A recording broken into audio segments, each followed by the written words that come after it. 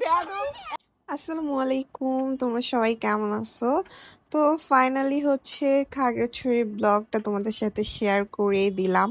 So আমরা সারাদিন কি কি করছি তা নিয়ে থাকছে আজকের ব্লগটা। তো আমাদের শুরুটা হয় হচ্ছে ঢাকা সায়দাবাদ থেকে বাসের জার্নি দিয়ে। সো এখানে দেখো অলমোস্ট আমরা বাসে ওঠার পরেই তোমাদের জন্য একটু ভিডিও করে নিলাম। তো আমরা হচ্ছে রাতে 11টার দিকে হচ্ছে বাসে উঠছিলাম।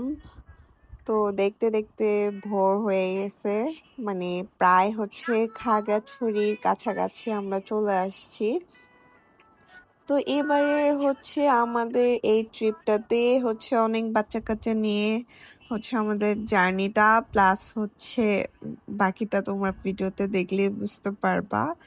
তো আমরা হচ্ছে খাগড়াছড়ি থেকে ডিরেক্ট সাজেকের জন্য কোনো চাঁদের গাড়ি বুক করে নেই। ওই যে ফার্স্টে বললাম না যে হচ্ছে আমাদের সাথে যেহেতু বাচ্চা টাচ্চা আছে আর পাহাড়ে রোড ঘাটটা একটু আঁকা বাঁকা, দ্যাটস ওয়াই হচ্ছে জার্নিটা একটু বেশি হয়ে যাবে। যার কারণে হচ্ছে আমরা একদিন চিন্তা করে রাখছি যে হচ্ছে খাগড়াছড়িতে আমরা রেস্ট নিব। তো এই হোটেলটাতেই হচ্ছে আমরা উঠছিলাম, অরণ্যায়ও। এটা হচ্ছে একদম খাগড়াছড়ি শাপলা চত্বরের পাশে, এখান থেকে হচ্ছে সবকিছু একদম কাছাকাছি। তো হচ্ছে আমরা হোটেলে উঠেই হচ্ছে সকালের নাস্তা করছিলাম, বাট ওই ভিডিও ক্লিপটা নেওয়া হয়নি। তো আমরা এখানে হচ্ছে অটোতে উঠে গেছি। এর আগের বার যখন আমরা খাগড়াছড়িতে গেছিলাম তখন সিস্টেম নামে একটা হোটেলে পাহাড়ি খাবার থেকে শুরু করে সবকিছু আমাদের এত মজা লাগছিল, দ্যাটস ওয়াই আমরা সেকেন্ড টাইম আবার ওখানে ভিজিট করি।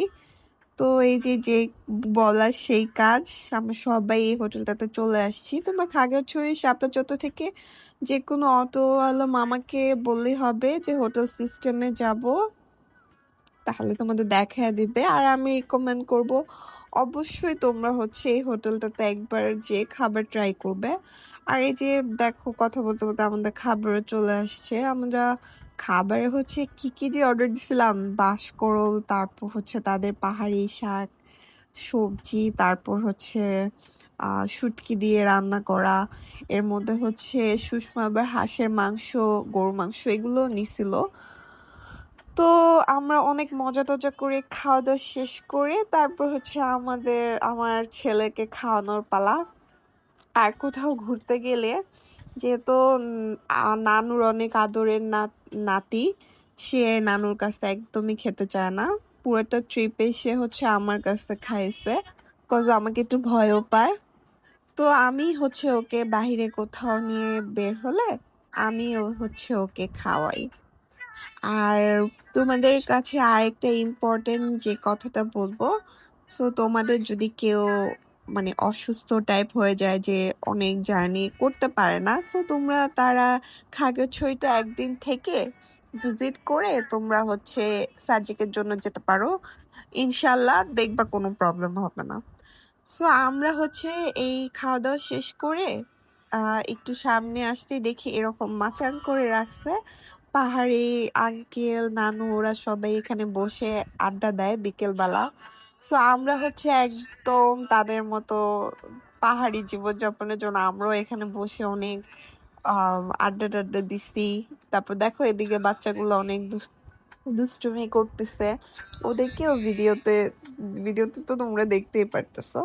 তো এখানে হচ্ছে আমরা বসে বসে সবাই গল্প করছি, ভিডিও করছি, আর হ্যাঁ অনেক ভালো লাগছে। তো তারপর আমরা হচ্ছে দুপুরে খাওয়া দাওয়া করছি, আর চা খাবো না এটা কি হয়? তো এখানে হচ্ছে আমরা চা খেয়ে নিলাম। আর প্রত্যেকটা খাগড়াছড়ি প্রায় স্পটে একটু পরপরই দেখা যায় বৌদ্ধ বিহার, বৌদ্ধদের মন্দির।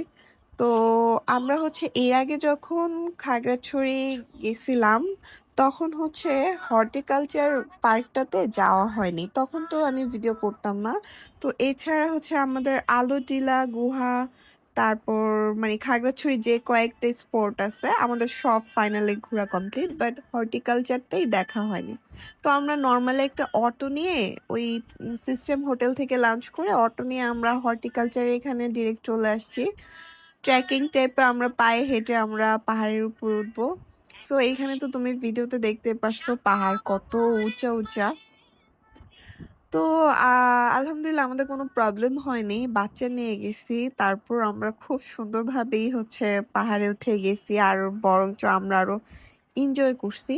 এখানে হচ্ছে তোমাদের জনপ্রতি 6 বছর না 7 বছর নিচে থাকলে টিকিট কাটা লাগবে না, তার উপর থেকে টিকিট কাটা লাগবে। আই গেস হবে তোমার 20 টাকা থেকে 30 টাকা কি 40 টাকা সামথিং পার পার্সন টিকিট ছিল এই পার্কটাতে ওঠা।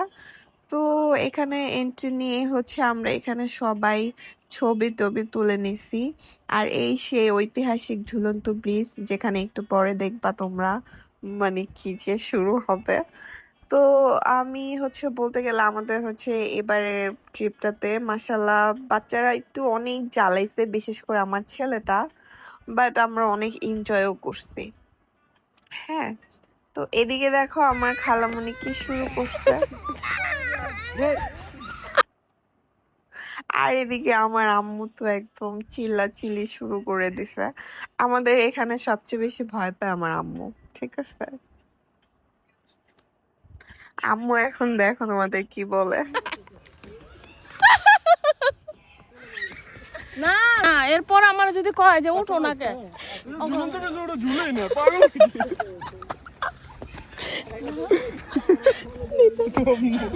বই নেই হ্যালো গাইস, আমি জীবনে উঠবো না, ওরা বেয়াদব।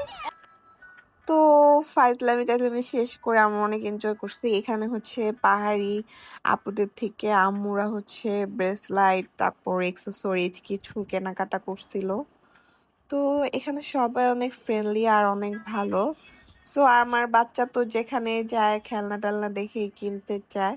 তো আমাদের পার্কটা ঘোরা শেষ করে আমরা এখন হচ্ছে আমাদের হোটেলের দিকে রওনা দিব। তো এরপরে হচ্ছে হোটেলে যে আমরা রেস্ট নিচ্ছিলাম। তো রেস্ট নেওয়ার পরে রাতে ডিনারের টাইম হয়ে গেছে, আর এখানে হচ্ছে আহ বিরিয়ানিওয়ালা একটা দোকান আছে। তো ওইখান থেকে হচ্ছে আমরা তেহারি খেয়েছিলাম। তেহারিটা অনেক মজা ছিল, একদম আমাদের ঢাকার তেহারির মতো। সচরাচর ঢাকার বাইরে গেলে তেহারি মানে আমার মন মতো হয় না, ঢাকার মতো মনে হয় না, তাদের টেস্টটা একটু অন্যরকম থাকে। সেদিন আর্জেন্টিনার ফাইনাল খেলা ছিল, আর আর্জেন্টিনা হেরে যাওয়া আমার মেয়ে অনেক কান্নাকাটি করছে। তো আজকের ভিডিওটা এর থেকে আর লং করব না, সবাই ভালো থাকবে, আমাদের জন্য দোয়া করবা। নেক্সট কোনো ব্লগে দেখা হবে। আল্লাহ হাফেজ।